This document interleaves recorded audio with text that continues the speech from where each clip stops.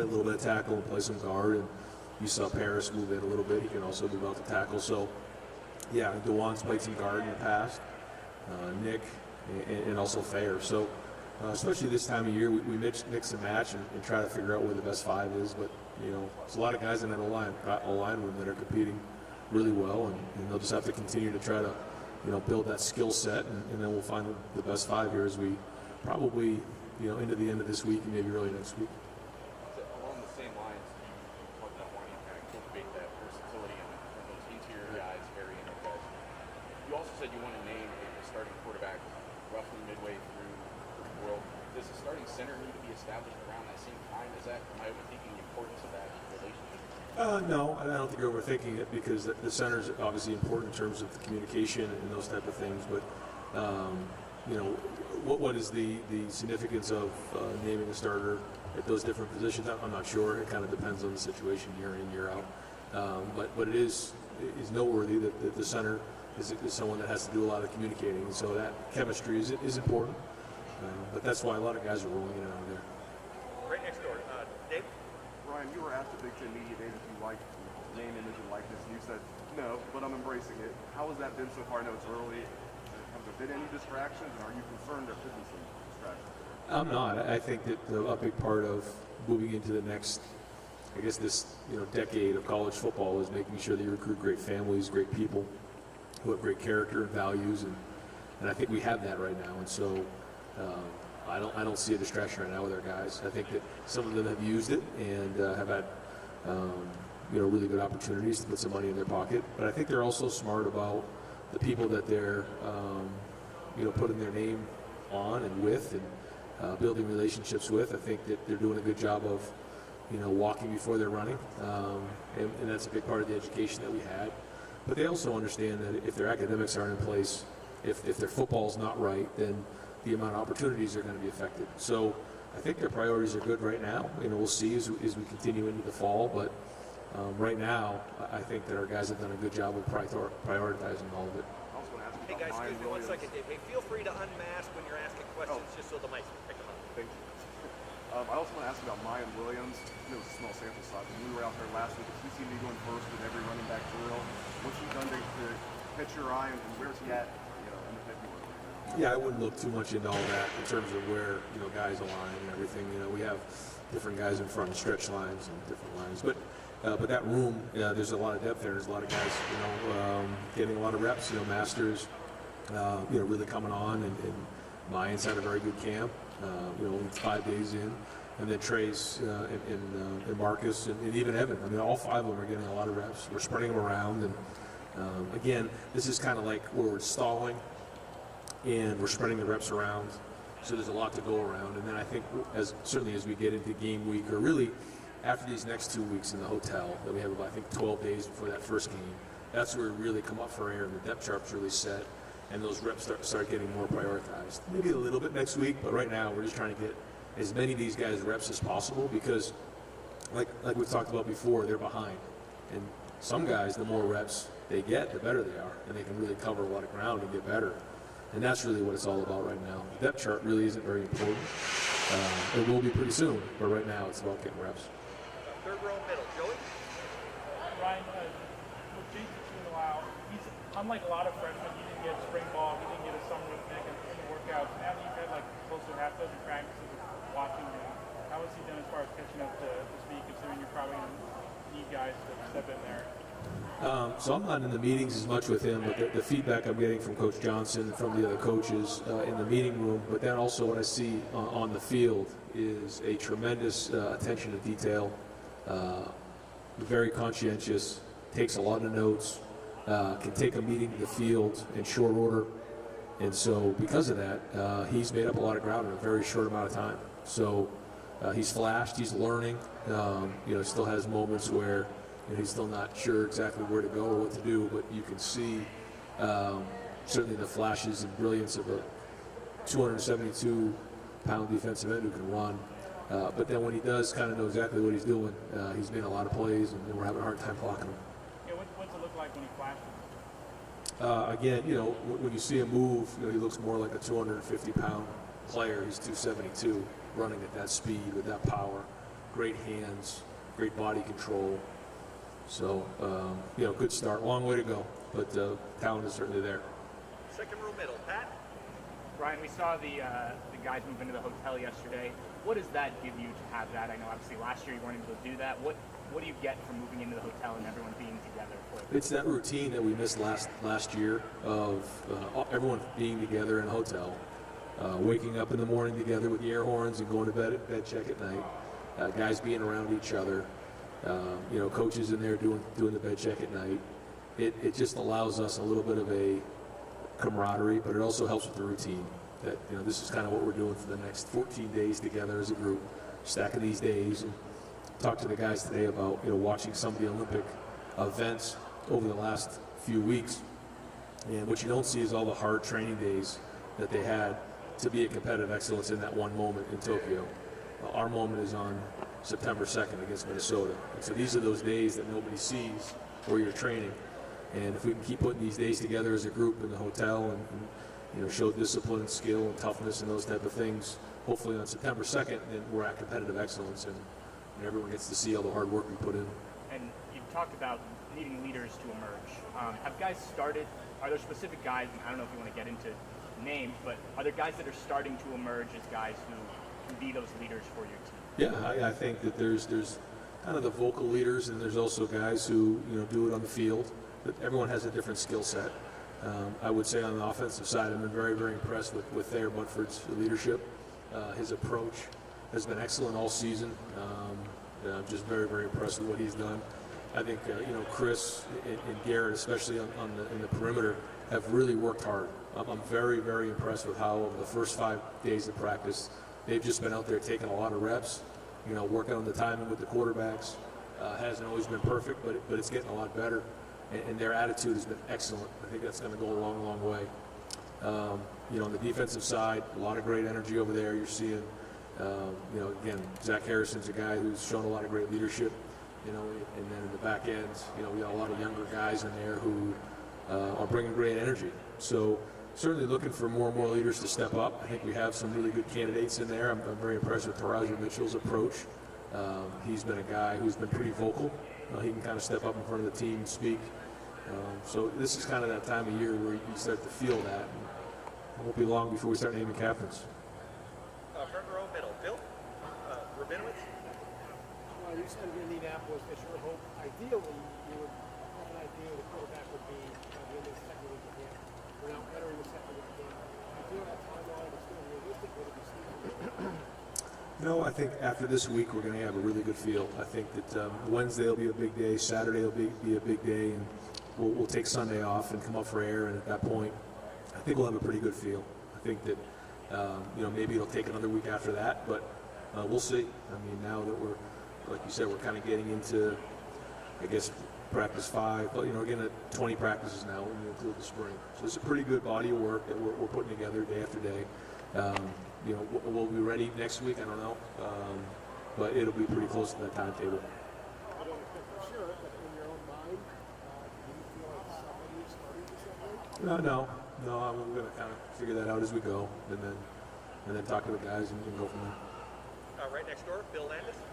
Ryan, we've talked a lot with Jeremy Ruckert over the years about transforming physically to become kind of a complete tight end, but he was talking at media days about some cognitive training that he does and just sort of like thinking about things differently now. I'm wondering, can you get a sense as a coach about when guys are really growing in that kind of area? If you notice anything about Jeremy in terms of just sort of how he thinks about football? I think when you get to a certain point physically, you want to start taking the next step in your mental approach to things, and I think that's probably what he's talking about. And it's so important, the mental toughness of the game and visualizing things. And some guys do a better job of others in that area, but again, a lot of maturity with him. He looks like he's really done a lot of great work to his body this summer, and he's got the right approach. He's made some really good catches for us, and so I'm impressed with where he's at. We just got to keep building over these next couple of weeks, but I mean, from what I can tell, his mental approach has been good. He's been on it. It'll probably be even more important as we start to get into game week, visualizing plays, visualizing routes. Again, right now we're kind of just repping in practice, a little bit like Groundhog's Day, but I think my guess would be that would more show up on game week. And the Dawand Jones seems like a guy who kind of turned some heads immediately when he got here, especially considering where he was ranked coming in. Just what has he done to catch your attention in that way, where you try to move him around and try to find him? Yeah, he's grown a lot in 3 years. I think that he was a basketball player trying to figure out how to play football. I kind of laugh sometimes and say he's the largest skill player of all time. But he's done a really good job in the off season of being serious and coming to work every day. And now, the first 5 practices, he's flashed. Several of the offensive linemen have come up to me and said, Dawand's really done a good job in his approach. And I think that if he can just keep putting one day in front of the other, and these next 2 weeks will be really important for him because he has the ability and he's flashed at times. He can do it. Now, can he consistently do it over time, which is the key to a great offensive lineman, because it's a grind being an offensive lineman. You have to be tough, and you don't get a ball, especially for somebody who played a lot of basketball like Dawand is, you don't get to touch the ball. You have to continually embrace what it means to be an offensive lineman, and that's a lot of walkthrough. It's a lot of meeting time. It's a lot of drill work. It's a grind, and so you have to embrace that. Once he embraces that, the sky's the limit for him. Right next door, Dan. Ryan, you did mention Steel Chambers as the running back. Has he settled in at linebacker at this point? He has, yeah, and I think he's really done a good job. He has natural instincts over there. It's something that we wanted to take a look at and asked his feedback this past week, and he said he'd like to try it full time. Absolutely, and the guys on defense have been very, very impressed right from the jump. That you can usually tell right away if somebody's just natural at it. He is, and he's very, very athletic, and so he's really upgraded that room, and I expect him to make an impact this season. What kind of role do you think that he could play? I mean, I hope that he can provide depth early in the season and then grow into a more consistent role as the season goes on. I mean, as you watch film, it's all new to him, so we have to be fair. He needs a ton of reps, but I think every rep that you invest in him, you're going to get back, because not only is he intelligent, but he has the skill set too to do it. So I know all the guys, and I am very, very excited for him, to see kind of where this goes over the next couple of weeks, if he can take strides to be able to help us and give us some plays early in the season, and then, like I said, a more significant role midway to the end of the fall. We've got a guest from Quebec City by way of San Francisco, writes for Blue Pennant, which is a French-Canadian football publication. Blaze, second row left there. Hey. Good morning, Coach. Quick question. You're 15-0 in the Big Ten, and I was wondering, who did you see as your biggest threat this year in the conference? And also, how much value do you put in last season when assessing the strengths and weaknesses of your future opponents? I think first off, it's the next opponent. I think for us, we try not to get too far down the road of anything. It's Minnesota on September 2nd. That's all that we're looking at right now. And every team poses a different type of challenge. I think the thing about this league is there's great balance and there's great parity. And so if you don't bring it, then you're going to get knocked out. And it's no secret that we've won the Big Ten championship here for 4 straight years. So the bullseye's never been bigger on our chest. We just lost a top quarterback in the country to Justin Fields. We've graduated some more guys. So every year guys are coming after us. We know that. Well, it's not any different this year. So this league has great coaches, has great players, and again, if you don't bring it every week, the other thing is we play 9 games. Play 9 conference games, unlike anybody else. So that's a big deal.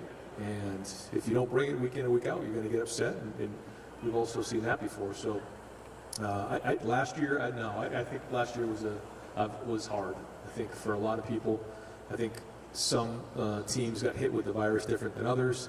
There were so many different dynamics at play based on where they were and their team. And you can lose 1 or 2 guys at key positions and not really be your whole team. So. We saw that as well during our season. So I don't know. Some of these teams, when you looked at last year's film, I think it gives you a little bit of an idea where they're at. But I think this year will be much different. Over here to the far right, Austin. Right, tomorrow's the first day in full pads, right? It is. With the lowers on, we've been shoulders and helmet shoulder pads. How does that change the competition or evaluation once you get into that? It's a little bit more alive.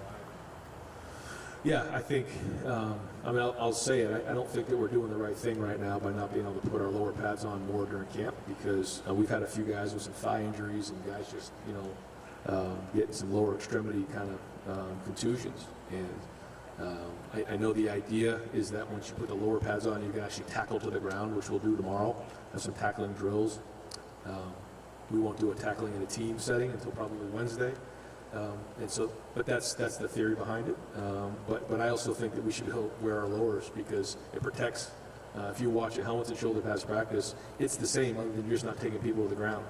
So why can't you put on thigh boards? We've always wore thigh boards, and we're not allowed to right now, which I disagree with strongly. I don't think it makes much sense. But anyways, but yeah, so full pads go on tomorrow, and you can start tackling guys to the ground. Especially maybe at linebacker. That's probably what you've been waiting for to get a sense. And if they're not actually taking somebody to the ground, you might not know what they're at. Right. How is that position maybe you're most curious about this week or maybe elsewhere? Yeah, and running back too. To see, it's hard when running backs you can't take guys to the ground. So we have those tackling opportunities. That'll be big to see. But it's also to get everybody just back into tackling in an early game where they're going to run the ball and be physical. We're going to have to be able to come up and tackle. And we can't have the first half we struggle tackling. It's not going to work. We'll lose the game. So that, and then two, the guys on offense will carry the ball security. We can't afford a turnover late in that game, or at any point in the game. So those are the two reasons why we want to tackle so much early on in this game and jumping right into conference play. Second row, middle-ish. Tony? Ryan, regarding the mental toughness and the quarterback battle, it inherently has its own, brings its own pressures. How do you guys add to that pressure as the time gets done? Do you guys do anything extra to make it even more pressurized for you? I think, other than me, screaming and yelling at them during practice, like I try to tell them all the time, if you can survive practice with me kind of getting after you, the games will be easy. And that's sometimes hard on those guys. And I try to help them understand how hard it is to win a game and to play quarterback at this level. And our expectation here is Heisman Trophy National Championship. That's what it is in first-round draft pick. So a lot comes with that. And, it doesn't just happen. It doesn't. It takes time. And it takes reps, and it takes failure, and it takes preparation, and it takes all of these things to get to where you need to go. And the only way to do it is to fail. And there's just a lot of friction along the way. So the pressure's never been higher for those guys, and they understand it. They've been great. Their attitudes have been wonderful. Trying to get, not to ride the roller coaster of if you have a bad day or you have a bad practice, doesn't make you a bad player. And that's really what's important.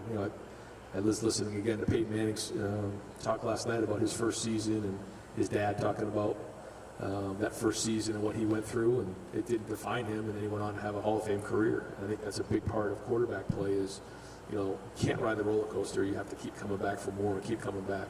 When do you start preparing for that? I'm going to be getting harder on you. Now, that's been going on for a long time. Yeah, since they walked on campus. Straight away to center field. Clay? Yeah, Coach, you said Dawand has flashed. Does that mean he's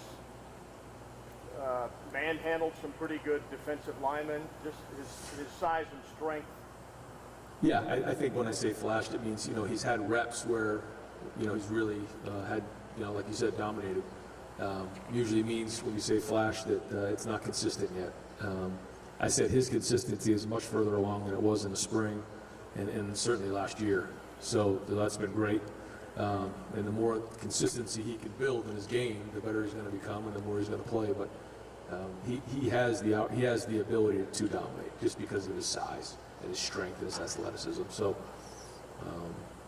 but again, it's about the consistency, being able to do it for 4 quarters. And again, he's further along than he's been. So you just got to keep growing and keep pounding away. Second row right. Jeremy? Ryan, in spring and early low league guys, I think Denzel, Burke, and Marvin Harrison were kind of the two that surprised you guys the most. Now, going to fall camp and Denzel loses last year, what has he done to kind of keep that momentum going to prove that he can be in the rotation? Denzel Burke, you can't tell him he's a freshman. He's walked in and competed right from when he stepped on that field. He takes it very, very seriously. He's got the right approach. His talent level is there, but he's created some discipline. He's created some skill, and he attacks every day. He goes right up against Garrett. He goes right up against Chris, and he doesn't back down. A lot of confidence, but not over the top either. I mean, he's a serious guy and has a chance to be a very, very good player. How important is it for Legend Ryan and for Cam and Seven coming back from injury to have a guy like Denzel, but now with Jordan and JK in the mix, pushing them? Does that help the room entirely? Yeah, I think anytime you can play depth, you know, so like we didn't have much depth last year, and the more depth you have, the more you can play those guys, which we've done in the past. And like you said, some of those guys like Legend and Ryan and Cam, you know, they're coming back from injury, and so you know, they're kind of getting back into it. So yeah, the more depth we can have at that position, the better off we're going to be. Got time for a couple more. Front row right, Tim. Ryan, the stack you've got of personnel talent on the offensive side, seems like the depth is there at every position, even quarterback. Do you find yourself, I don't know, daydreaming, dreaming, whatever, about more things you could do with this group? If you follow my drift, do you feel like you could put almost any kind of offense out there you wanted to if you had the time to do it? No, I know what you're saying, but no, I go back to, okay, what are we going to hang our hat on? Who are we going to be? And then build from there. I think that's the big thing is like, okay, what are we really hanging our hat on? Because if you don't have tendencies and you don't get really good at something, you just become a jack of all trades. And I think the tendency is to do what you're saying, which is kind of, we can do everything. Well, hang on. We can do everything, but what puts our guys in the best position based on the personnel that we have? And then once you get really good at something, they take that away, then something else opens up. And I think that's a really good point because it's easy to say, well, we can just do all of this. No, but what are we going to really get good at, hang our hat on? And that's a really big part of this week. I actually woke up this morning thinking about that very thing driving in. Like, what are we going to be? Who are we on offense? And what is our identity going to be? And I hope by the end of the week, we got a better picture than we do right now. And look, Quickie, can you tell that Josh Proctor and Seven Banks, for example, have a season under them? I mean, even though it was a wacky season, from the way they're playing right now, I mean, what's just your what Yes, you've observed? it was Seven's, you know, kind of tweaked something, so he's been out for the last couple of practices. So, you know, excited to see him get into practice because he had a really good summer, and we're expecting big things from him this year. But he hasn't really been out there as much. So, but certainly Josh Proctor, yeah, you know, being in the middle there. You know, when we had Jordan back there 2 years ago, he was like the eraser. You know, whether it was in the run game, he'd get the guy down. Whether it was in the you know, throwing the ball down the field, he could, you know, knock the ball down. He could, you know, avoid the big plays. You know, certainly that guy's in the middle of the field for a reason, to take away the post and the big plays, and that's where the offense or the defense is designed. And having a veteran guy back there, you know, now you got him and you got Bryson Shaw back there, who also has a lot of experience now. He, Bryson, and Martin and Hooker. So now you have three guys back there who played back there, and having discipline back there and experience is really important because there are going to be some things that squirt to them, but if they can get it down the way Jordan did, and if they can stop the big plays, then we got a real big chance because that's the idea. It's very hard to get big plays against our defense. It should be. That's the way that the defense is designed. But yeah, so I kind of went on a tangent there, but I think when you look at those guys, now they have some years under their belt, and again, between Proctor and Shaw and Hooker, now you've got three guys back there with a lot of experience that should pay dividends down the road here. Time for a couple more. Second row left, Stephen. Ryan, the guys that voted as captain, you're going to the recruiting second show in the dugout. You kind of tell that these guys got to you see those traits. I couldn't hear you. When you're on the recruiting trail and Yeah. you're getting to know guys, Yeah. can you kind of tell and see all the traits of somebody who might end up being a captain? A captain? Yeah, for sure. Yeah, I say that a lot of times in recruiting. As I project it, you know, as I can see you being a captain here. There's certain guys. I won't say their names right now because I feel like it's probably not appropriate. But yeah, there's definitely, like, I can think about 5 right now in my head where I look at them and you're going to be a captain here someday. Now, whether they do or not, you know, a lot of things have to fall into place. But you see those traits early on. What are some of those traits? I think the first thing is a mature approach.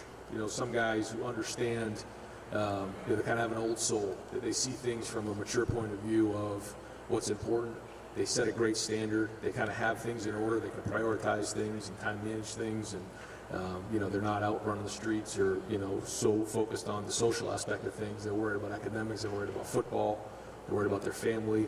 And once you set that standard, and you can communicate that and bring guys with you, those are some of the traits you see in leaders. And then also, you know, their coaches and people back at their high school talking great about who they are and what they've done during their high school experience. How important is it to have those guys commit early? Yeah, I think it's huge. We'll commit early? Yeah. In the recruiting process, that's another conversation. Yeah, I mean, I didn't think of it like that. And when you commit early, like Jack did, like Kyle did, like some of our guys have, and then have leadership within the recruiting group, that you can recruit others, it's really, really important. So I think I mentioned this the other day, but a lot of our guys, you know, they've known each other now for a year or more when they came here to check into, I guess they would check into camp day, and they've known each other for a long time. And part of that is the leadership in the recruiting process. And final questions, front row or second row middle, Doug? Man, this is so good. I go 3 hours on this. My soul is being fed talking football. Oh my God. Just to clarify, we're talking a lot about Dawand. Is he, if he's getting in the mix, is he at tackle, and that would mean either Thayer or NPF maybe moving inside, or would it be Dawand in at guard if he's in the mix? And so we're moving those guys all around right now, though, trying to figure that part of it out. You know, what gives us the best, the best combination in there. And it's tricky. You know, I wish I could give you an answer like, okay, he's definitely going to do this. Maybe by the end of the week, so next week, we'll know. But they've all kind of played guard. They played some tackle. We move right to left, left to right. All the above right now. And you were talking about the way you're coaching the quarterbacks right now. With your experience playing the position, how important it is quarterback. How much differently do you as a head coach maybe coach that position than you do other positions because of what it is and because of your experience? And I almost felt like, are you describing a little bit of like a good cop, bad cop maybe with you and Corey, that you're on them and then he takes them in the room and makes sure they're okay? What's that like as you all coach the QBs? It takes a village. It does, to your point. And there's a lot of other things that come up as the head coach, but Corey does an excellent job of keeping everything organized with the meetings and the coaching points and working with these guys. And I think that room has gotten a lot stronger too, because a big part of it is that it can't be a bunch of individuals in that room. It has to have some cohesion in it. When you think about the last time we won a national championship here, it took all three guys. And so I brought that up to that whole room. And there's going to be one starter. That's the only thing I know for sure. The first play against Minnesota, there's going to be one quarterback in the game unless we decide to put two out there. But it's probably not going to happen. So that's just what's going to happen. And it's a long way all the way to January. And so how can those guys come together, for a season and pull for each other, pull for the room? And that's where it's more than just the X's and O's. And so I think Corey's done a great job of that. Keenan Bailey, Todd Fitch, we have a lot of people who are helping in that area, just in terms of communication with those guys and building that room up. And then, I'm obviously, in there a lot and talking to those guys. And so they have great resources and people there. And I think it's going to be a long road all the way to January, but we're off to a good start. And one last thing, just sort of about your coaching. You've been doing this for a while now. You're in year 2 with Carey as the defensive coordinator, but like the first kind of normal year. How much, as you do this, how much do you want to be involved in defensive stuff? Obviously you are, you're the head coach. But, or how much are you sort of comfortable just kind of trusting Carey and all those position coaches to kind of do their thing and you just check in every now and then? That's exactly the way it is here. If you're on defense and you're the defense coordinator, there's a reason why you were hired. You're at Ohio State, and he's going to run the defense. Larry is huge with all of that in terms of the front. Al Washington, really important with the run game. Matt Barnes in the back end. I mean, these are really good coaches, and so I got to let them do their job. Now, I will see certain things schematically or personnel-wise, and I'll just mention it to them, but I don't go in there with them. I let them do their job. I know what that's like, and it's hard when you have, trying to, do what you think the head coach wants you to do. You got to do what's right, what's best for us, and that's important. It's the same thing with special teams. I'm in the special teams meetings and certainly have input, but Parker runs the special teams, and I'm very impressed with the way he's been handling his meetings and the approach that our guys have had in the special teams. Matt Barnes is still a part of that as well. But that's how this thing works right now structurally for us, is that I'm so involved with the offense and with the quarterbacks that we really need a lot of strength on defense and special teams. Great. Coach, thank you very much. Thank you guys. Have a great day. Thanks.